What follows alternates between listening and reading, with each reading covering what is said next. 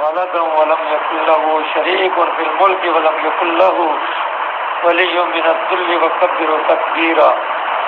اعوذ باللہ من الشیطان الرجیم. بسم اللہ الرحمن الرحیم. باب القضاء والعراض وما يتعوض منه. عن حولة بنت حكيم أن النبي صلى الله عليه وسلم قال لو أن أحدكم إذا نزل منزلا قال أعوذ بكلمات الله التامات من شر ما خلق لم يضره في ذلك المنزل شيء حتى يرتحل منه. باب ہے گھبراہٹ اور نیند کے اچاٹ ہونے کا بیان. اولا بنت حکیم سے روایت ہے کہ حضرت صلی اللہ علیہ وسلم نے فرمایا اگر تم میں سے کوئی جب کسی جگہ میں اترے سفر میں اور یہ کہہ لے اعوذ بکلمات اللہ التامات من شر ما خلق، تو اس منزل کی کوئی چیز اس کو نقصان نہ پہنچائے گی یہاں تک کہ وہاں سے کوچ کرے. پیچھے بھی یہ حدیث گزر چکی ہے کہ ایک آدمی کو بچھو نے کاٹا، وہ رات بھر نہ سو سکا. جب اللہ کے نبی صلی اللہ علیہ وسلم کے پاس لایا گیا تو اللہ کے نبی نے فرمایا اگر یہ کلمات کہہ دیتا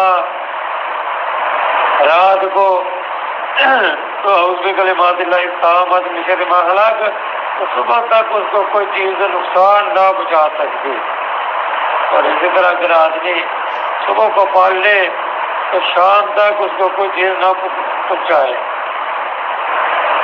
اعوذ بکلمات اللہ التامات من شر ما خلق. اور دوسری دعا ہے اعوذ بکلمات اللہ التامات من کل شیطان وہامہ ومن کل عین لامہ. عثمان بن ابی العاص سے روایت ہے کہ جب حضرت صلی اللہ علیہ وسلم نے مجھے طائف کا عامل کیا تو مجھے نماز میں کچھ خیال آنے لگا، یہاں تک کہ مجھ کو یاد نہیں رہتا تھا کہ کتنی رکعتیں میں نے پڑھی. جب میں نے یہ حال دیکھا تو میں نے سفر کیا حضرت صلی اللہ علیہ وسلم کے پاس، یعنی یہ حال بتانے کے لیے، یہ مسئلہ پوچھنے کے لیے،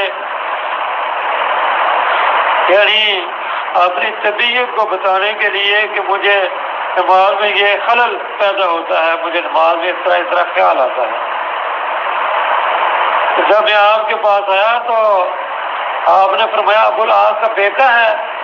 میں نے کہا جی ہاں یا رسول اللہ صلی اللہ علیہ وسلم. آپ نے فرمایا کہ تو کیوں آیا ہے؟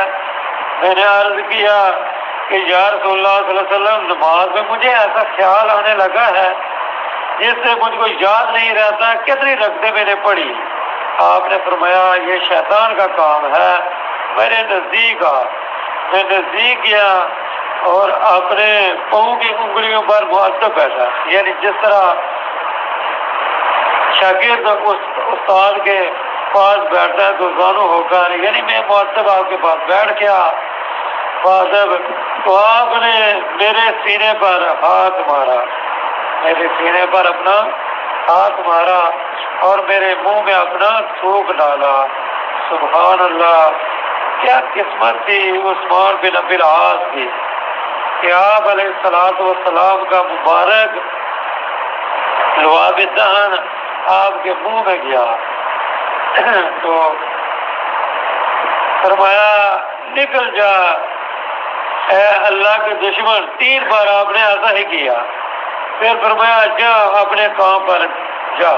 یعنی طائف کو عثمان نے کہا قسم میری عمر کی کہ میں نہیں جانتا کہ اس کے بعد شیطان نے مجھے بلایا ہو یا مجھ سے غلط کیا ہو، یعنی ملا ہو.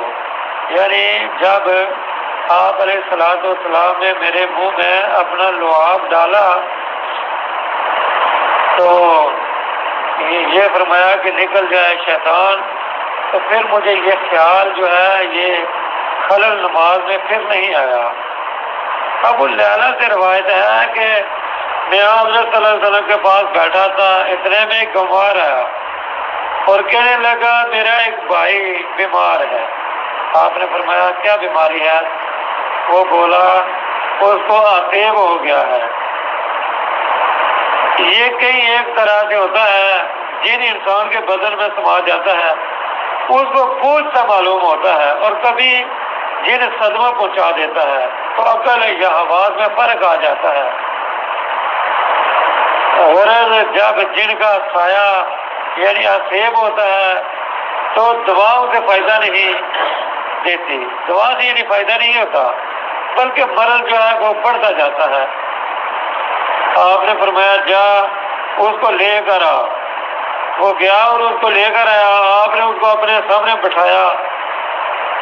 میں نے سنا کہ آپ نے سورۃ الفاتحہ اس پر پڑھی، پھر 4 آیتیں شروع سورہ بقرہ کی پڑھی، یعنی الف لام میم ذالک الکتاب لا ریب فیہ ھدی للمتقین، یعنی یہ 4 آیتیں آگے پڑھی اولئک هم المفلحون تک۔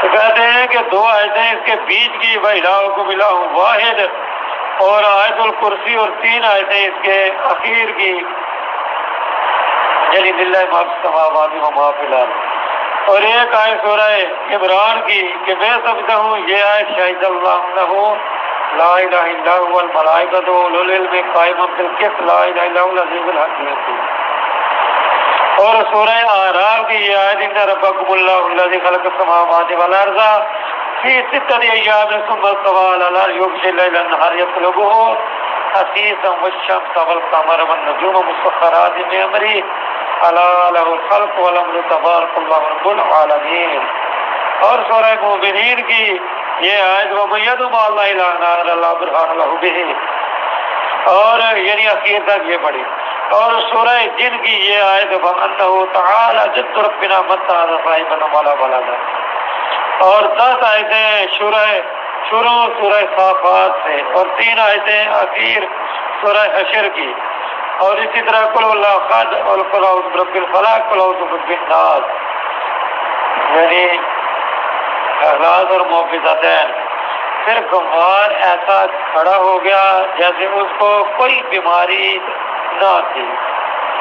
اس کی سند میں ابو جناب قلبی کو ضعیف کہا گیا ہے، لیکن امام حاکم نے مستدرک حاکم میں اس کی تصحیح کی ہے۔